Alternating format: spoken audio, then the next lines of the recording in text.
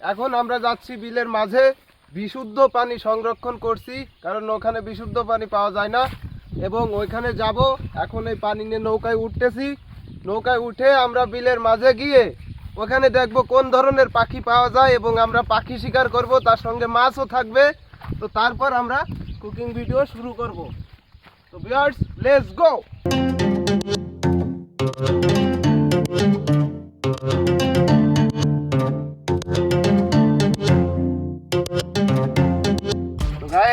এখন আমরা নৌকায় প্রবেশ করেছি এবং আছি অতল পানির মাঝে। ভেসে ভেসে আজকে রান্নার ভিডিও হবে, এনজয় হবে, সেই এনজয়। তো গাইজ, আমরা যে নৌকায় উঠছি, এই নৌকাটা আসলে বেশ কয়েক জায়গায় ছিদ্র আছে, তল থেকে পানি উঠতেছে। তো খুবই রিস্কের ভিতর আছি এবং আমি পানি সেচতে আছি। তো আমরা এভাবেই মাছ বিলের ভিতর গিয়ে আমরা রান্নার কাজ শুরু করব এবং রান্না করব।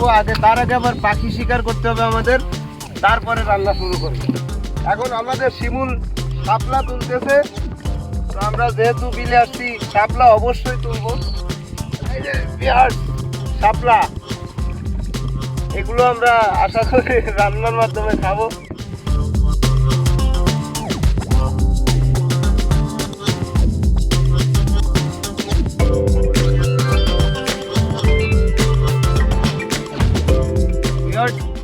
আমরা আজকে এই বিলের আসার প্রধানতম একটা কারণ হচ্ছে এই বিলে নাকি ভুতুরে পাখি পাওয়া যায়। হ্যাঁ, অবাক হওয়ার কিছু নাই, ভুতুরে পাখি। এই পাখিটা শুধুমাত্র এই বিলেই পাওয়া যায়। আর আমরা সেই ভুতুরে পাখি শিকার করে রান্না করে খাবো এবং আপনাদের দেখাবো। ওই যে সামনে যে একটা দ্বীপ দেখতে পাচ্ছেন, এখানে গ্রামে অবশ্যই গুটো বলে, ওইখানে ভুতুরে পাখি পাওয়া যায়। শিমুল ভাই, একটু দেখেন।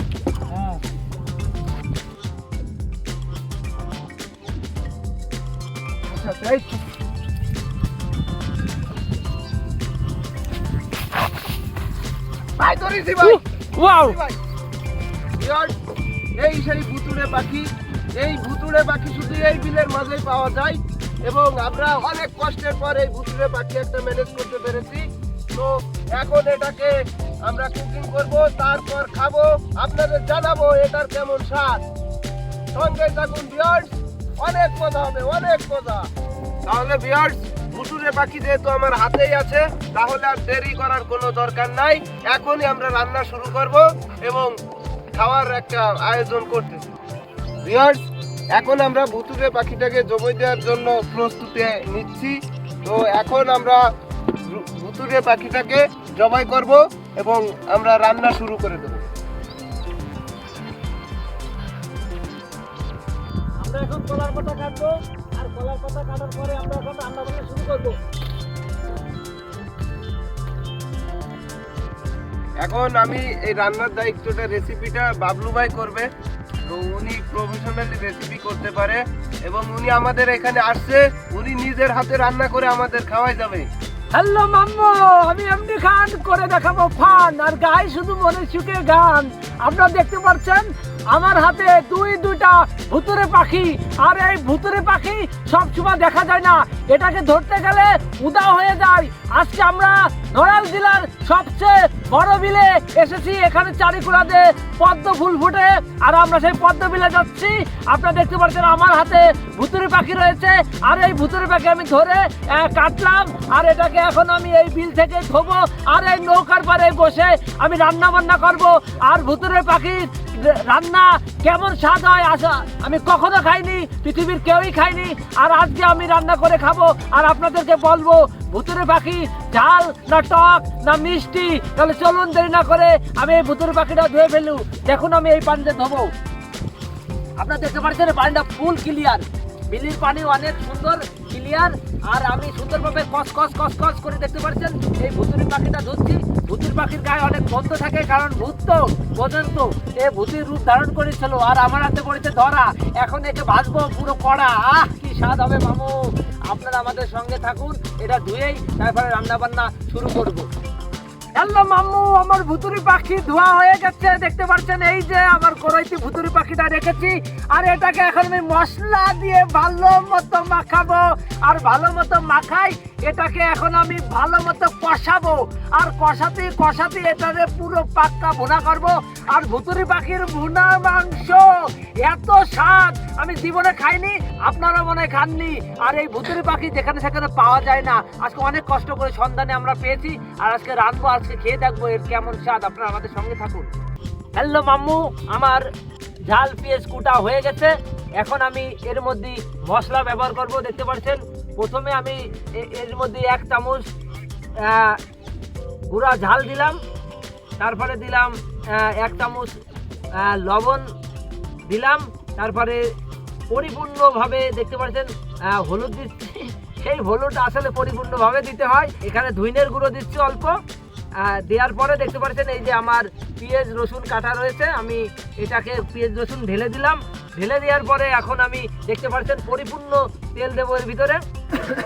তেলটা আমি পরিপূর্ণভাবে দিয়েছি। দেওয়ার পরে এটাকে এখন আমি মাখাবো।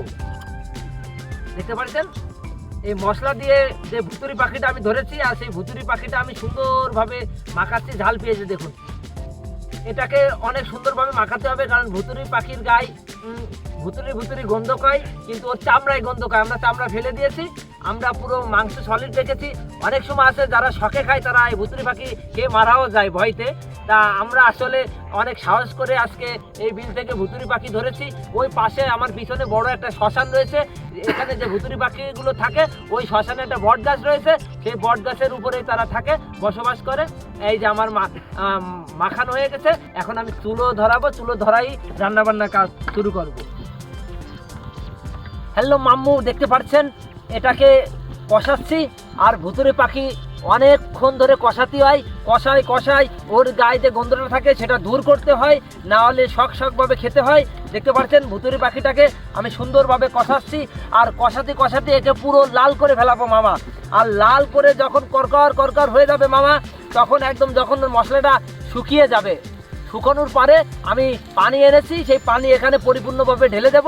আর ঢেলে দেওয়ার পরে কিছুক্ষণ রাখবো। রাখার পরে যখন ভুতুড়ি পাখিটা পরিপূর্ণ হয়ে যাবে, তখন আমি এই মাংসটা চুলো থেকে নামাবো। আর নামাই আমি ভাত চড়াই দেবো। ভাত চড়াই দিয়েই ভুতুড়ি পাখি এবং ভাত দিয়ে আমরা খাবো। কেমন স্বাদ হবে অবশ্যই আপনাদেরকে আমরা জানাবো।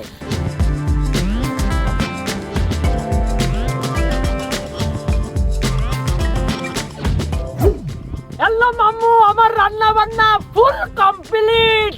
আর আমি এখন রয়েছি, দেখতে পাচ্ছেন, বিলের মাঝখানে।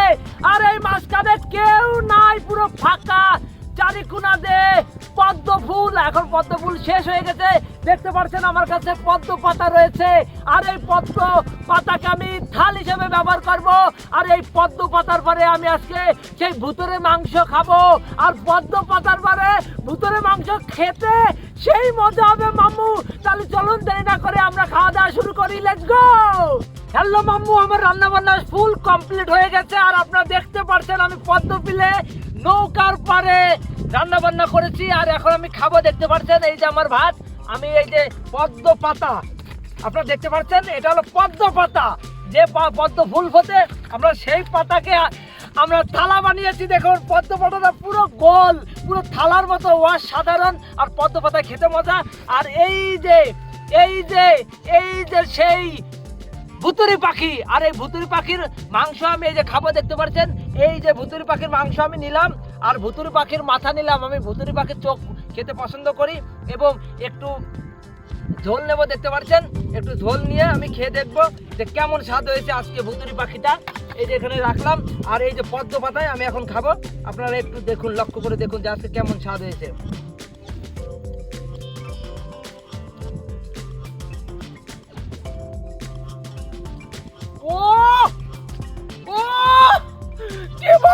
কি বলবো বলার ভাষা নাই। ভুতুড়ি পাখি মাংস এই জীবনে প্রথম খেলাম। ওরে মজা মামা। একটু টক বিশাল। আর মামা এটা অনেক শক্ত, চাইলে ছিটতে পারছিস না, কারণ ভুতুড়ি পাখি বোঝেন তো, ভূতের মতো। অনেক মজা হচ্ছে মামা। আর এই ভুতুড়ি পাখির মাংস আজকে জীবনে প্রথম খেলাম। আপনারা যদি কখনো ভুতুড়ি পাখি পেয়ে থাকেন তাহলে খাবেন। আর ভুতুড়ি পাখির মাংস একটু টক হবে, আর বিশাল মজা হবে, স্বাদ হবে, একটু শক্ত হবে। আপনি দেখতে পাচ্ছেন আমি ভাত খাই।